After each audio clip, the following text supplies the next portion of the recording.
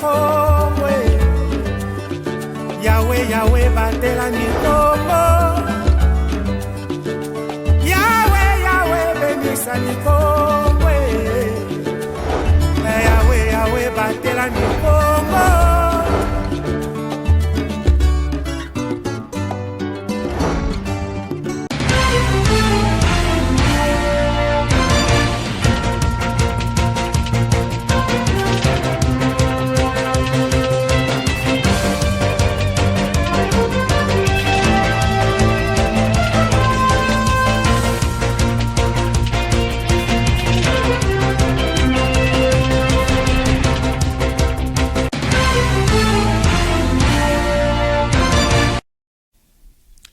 Grande est notre joie de vous servir à travers ce nouveau journal sur les antennes de Ma Bannière Télévision, édition dont nous avons le réel plaisir de vous présenter ce soir. Plus proche de la population, pour ouvrir ce nouveau journal, les habitants des quartiers Kimbombo, Kokosambano et Kamani dans la commune de Mvouzi se réjouissent du début des travaux de construction d'un nouveau pont, laquelle passerelle relie ces trois entités dans la commune de Mvouzi.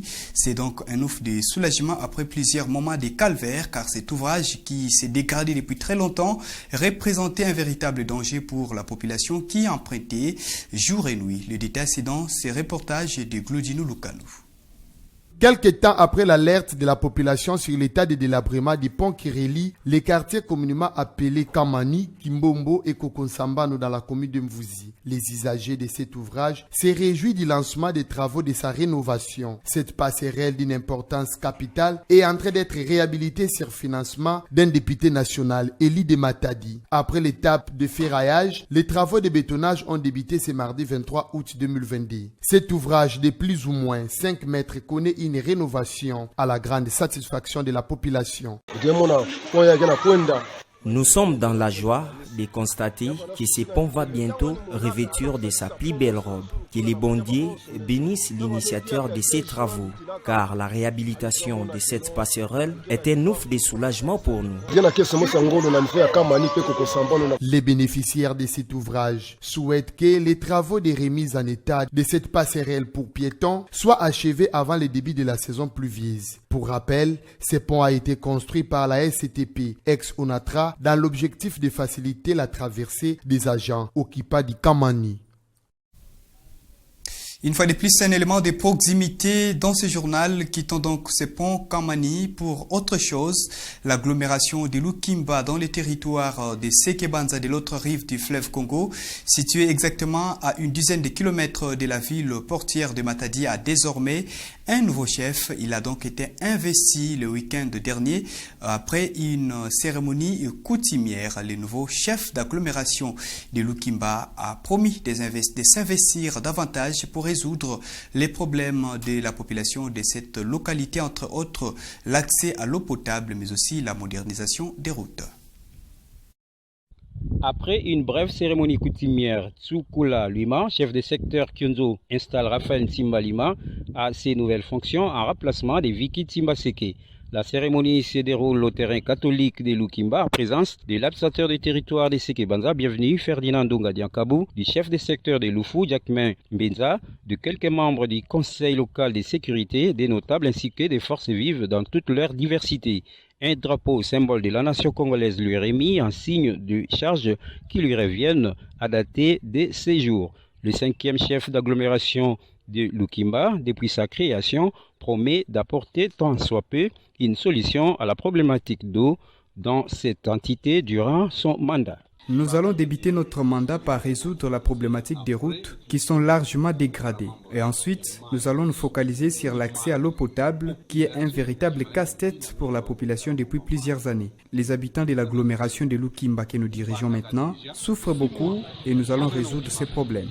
Située à 12 km de la ville portuaire de Matadi, l'agglomération de Lukimba, avec une population estimée à environ 11 000 habitants, est butée à un problème de pénurie d'eau depuis plusieurs décennies. Timothée Mouela, depuis Kinzavouité, pour Ma Bannière Télévision.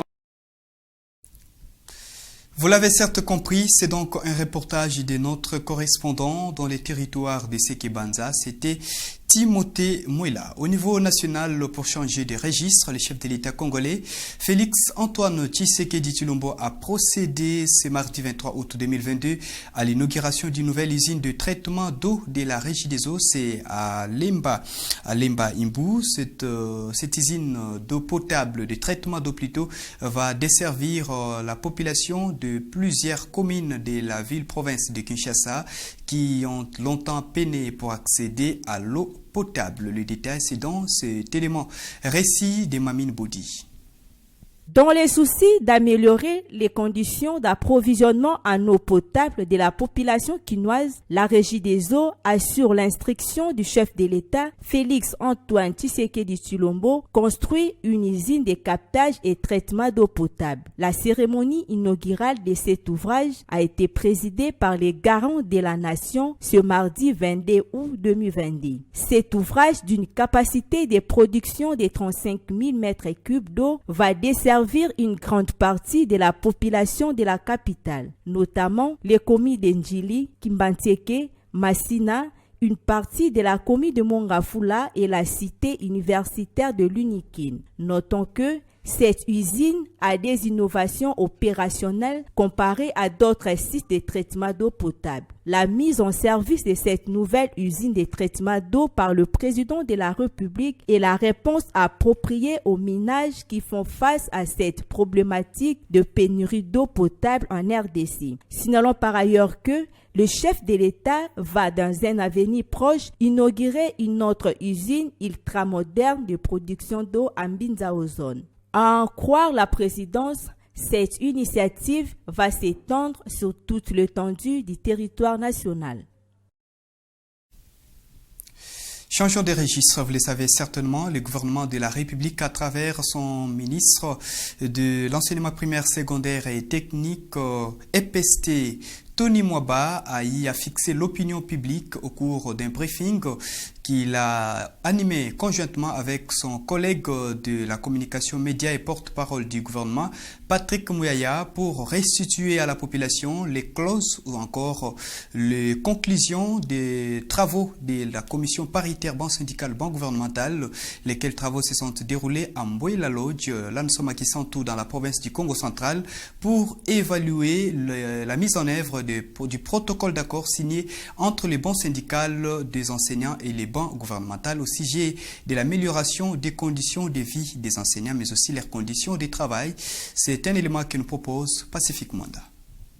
Le ministre de l'enseignement primaire, secondaire et technique, EPST, Tony Mwaba, a fixé l'opinion publique sur les résolutions prises au cours des travaux d'évaluation du protocole d'accord signé à Bibois dans la ville-province de Kinshasa entre les bancs syndicats des enseignants et le banc gouvernemental. Des assises qui se sont déroulées à Mbouela Lodge dans la province du Congo central. Devant la presse, Tony Mwaba a fait savoir l'objet de cet atelier des travaux d'évaluation au cours d'une conférence de presse conjointe tenue avec son homologue de la communication média et porte-parole du gouvernement Patrick Mouyaya le lundi 22 août 2022. On est parti à Mbouela pour évaluer les engagements que le gouvernement avait pris à Bibois. En novembre 2019, les bancs gouvernement, et c'est le gouvernement Ilunkamba qui avait pris des engagements envers les enseignants. Premier palier, deuxième palier, troisième palier.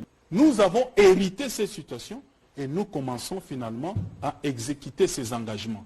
L'occasion faisant les larrons, les patrons de l'éducation en République démocratique du Congo a brossé la situation évolutive de son secteur depuis la prise du pouvoir du président de la République Félix Antoine Tshisekedi Tshilombo, tout en exhortant les parents de bien vouloir préparer les enfants à la prochaine rentrée scolaire édition 2022-2023 prévue le 5 septembre prochain. Avant la gratuité, nous avions 41 739 écoles. Avec la mise en œuvre de la gratuité de l'enseignement, nous sommes passés de 41 000 à 64 788 écoles. Donc, en une année, nous avons pris en charge 23 049 écoles, avec un taux d'accroissement de 55%. Les effectifs des agents. Avant la gratuité, on n'avait que 410 259 enseignants.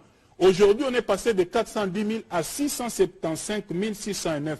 Donc, on a mécanisé en une année, avec Félix Tshisekedi, 265 355 enseignants. Tony Mwaba s'est dit donc satisfait du travail abattu par le gouvernement congolais.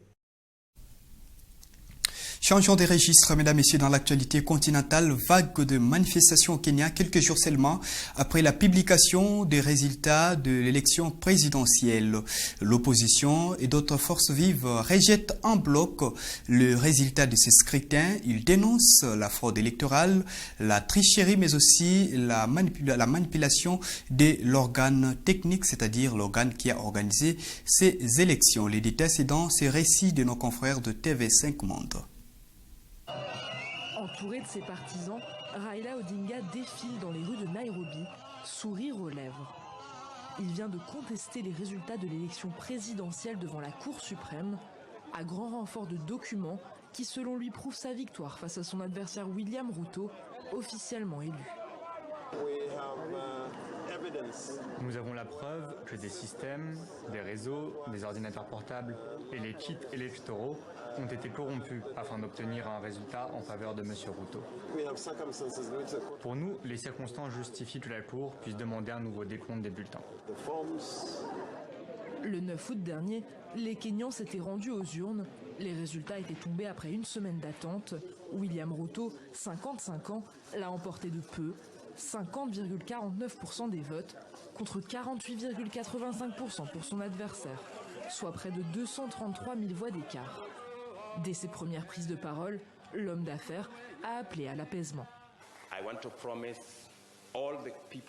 Je veux promettre à tous les Kenyans, peu importe pour qui ils ont voté, que ce sera leur gouvernement.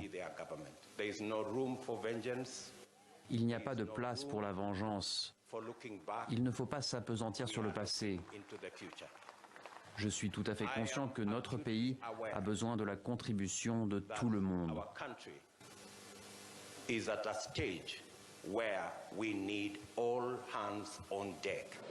Si la victoire a bien été entérinée par le président de la commission électorale, 4 de ses 7 membres ont refusé de la reconnaître et dénoncé un processus opaque et non concerté.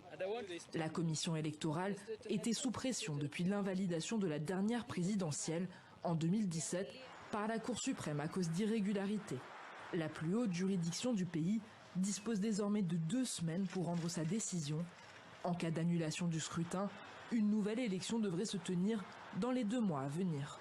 Depuis 2002 au Kenya, chaque élection présidentielle a été contestée, parfois dans le sang. Après le scrutin de 2007, ce sont plus de 1000 personnes qui avaient trouvé la mort dans des affrontements. Parlons sport avant de nous quitter dans ce journal. 5 jours, c'est la période ou encore la durée de la première phase de préparation des Léopards Messieurs Football à prime de la République démocratique du Congo. Les protégés du coach Otis Ngoma ont clôturé cette phase en se produisant en amical au centre technique Kourarampova. Rivanciala nous en dit plus.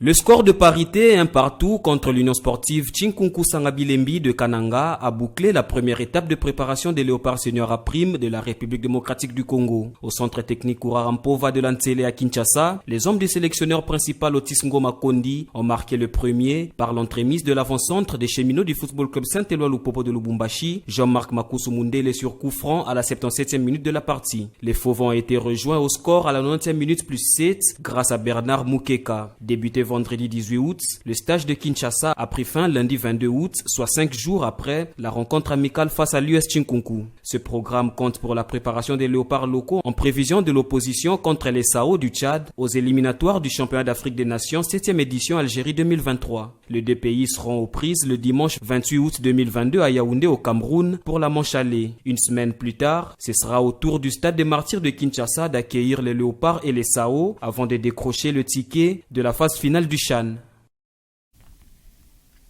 Voilà, mesdames, messieurs, ainsi s'achève cette session d'actualité sur les antennes de Mabanière Télévision. Nous avions eu ce réel plaisir de vous présenter ces journaux sur nos antennes et nous vous fixons rendez-vous dans les prochaines heures pour un nouveau numéro.